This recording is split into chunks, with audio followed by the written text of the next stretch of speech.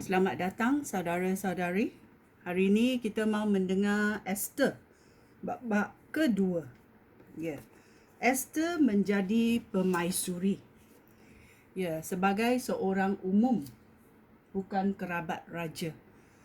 Esther telah dipilih menjadi permaisuri. Mari kita mendengar cerita selanjutnya. Beberapa lama kemudian, walaupun raja sudah tidak murka lagi, raja masih teringat akan perbuatan permaisuri Wasti dan tindakan yang telah diambil terhadapnya. Oleh sebab itu, beberapa orang penasihat yang akrab dengan raja berkata, "Mengapakah tuanku tidak mencari anak dara yang cantik untuk tuanku? Hendakkah tuanku melantik pegawai di semua wilayah kerajaan, lalu suruhlah mereka membawa semua anak dara yang cantik ke istana wanita di Susan, ibu kota ini. Serahkanlah mereka ke bawah jagaan Hegai, sida-sida yang menjadi ketua rumah tangga istana wanita. Dia akan mengurus mereka dan memberikan perawatan kecantikan kepada mereka. Selepas itu, hendaklah tuanku memilih seorang anak dara yang paling tuanku sukai dan lantiklah dia sebagai permaisuri untuk menggantikan permaisuri Wasti." Raja mendapati nasihat itu baik, lalu melaksanakannya. Di ibu kota Susan, ada seorang Yahudi bernama Mordekai, anak Yair. Dia keturunan Kis dan Simei daripada suku Benjamin. Mordekai telah ditawan ketika Yerusalem dikalahkan oleh Nebukadnezar, Raja Babilonia. Mordekai dibawa ke Babilonia bersama dengan Yoyakin, iaitu Raja Yahuda, dan banyak orang tawanan yang lain. Mordekai mempunyai sepupu yang bernama Esther. Nama Ibraninya ialah Hadassah. Esther seorang gadis yang berwajah cantik dan bertubuh molek. Ibu bapa Esther sudah meninggal. Lalu Esther menjadi anak angkat Mordekai. Dia diasuh sebagai anak Mordekai sendiri. Setelah titah raja itu diisytiharkan, banyak anak dara dibawa ke Susan dan Esther ada di kalangan mereka. Dia dibawa ke istana di bawah jagaan Hegai, ketua rumah tangga istana wanita. Hegai kagum melihat Esther dan suka kepadanya. Dengan segera, Hegai memberi Esther perawatan kecantikan serta makanan yang khas. Dia memberi Esther bilik yang terbaik di dalam istana wanita itu. Hegai juga menyuruh 7 orang gadis yang dipilih khas dari istana raja untuk melayani Esther. Selama itu, Esther merahsiakan bahawa dia seorang Yahudi kerana dia menurut nasihat Mordekai.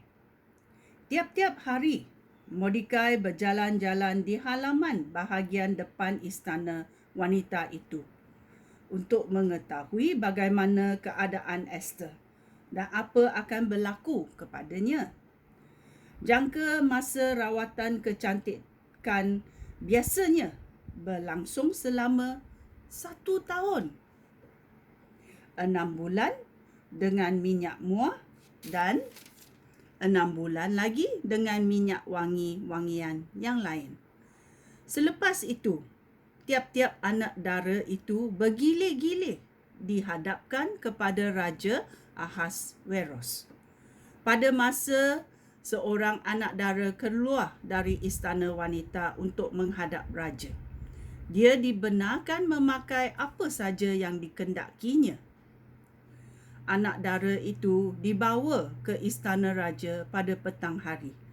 Dan esok paginya, dia dibawa ke istana lain di bawah jagaan Saasgas, sida-sida yang mengurus para gundik raja.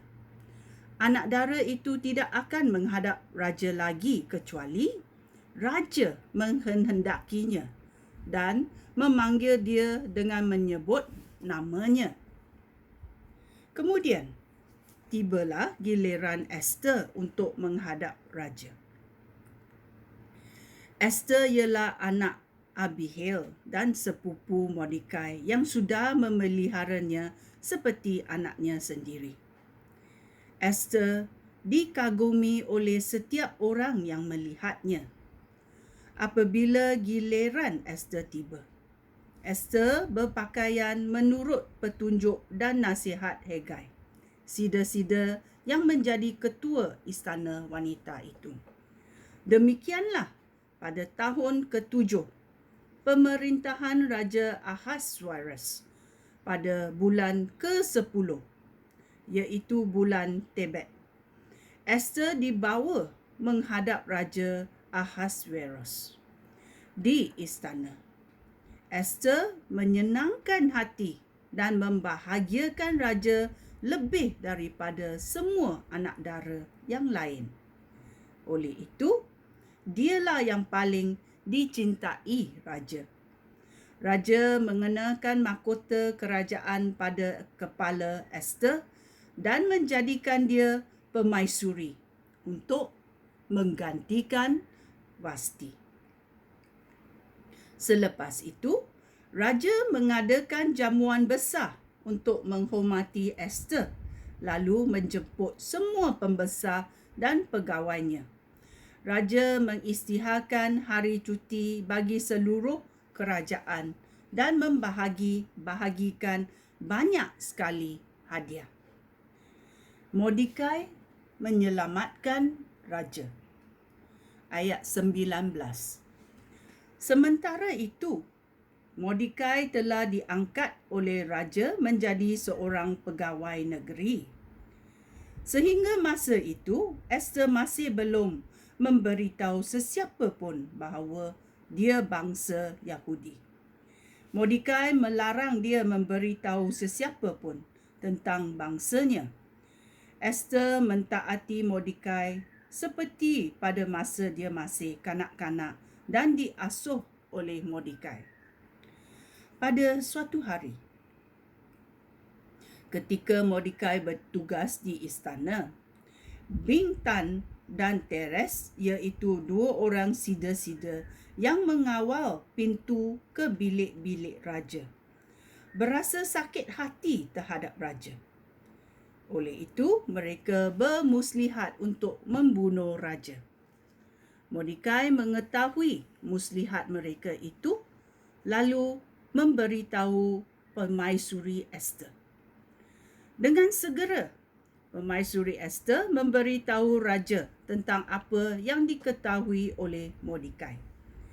Ketika hal itu disiasat, maka nyatalah bahawa laporan itu benar. Kedua-dua orang itu dihukum gantung. Kemudian, raja memberikan perintah supaya hal ini dicatat di dalam catatan rasmi kerajaan. Ya. Ini adalah bagaimana Esther, seorang umum dan seorang bangsa Yahudi, menjadi permaisuri kerana kecantikannya, kerana dia sudah dipilih oleh Tuhan untuk menepuhi keadaan ini. Ya, kita menjalani hidup dengan percaya kepada Tuhan. Kita bangun setiap hari mengharapkan Tuhan sebagai penyelamat kita, dan kita hidup dalam harapan Tuhan. Ya. Sebagai orang biasa, kita hidup dalam harapan Tuhan. Kerana Tuhan telah memberi kita tugas yang terkhas untuk kita sendiri. Yang lain tidak dapat. Ya. Kerana Tuhan telah memilih tugas untuk kita dalam hidup ini. Hiduplah dengan harapan Tuhan. Sekian, terima kasih. Shalom.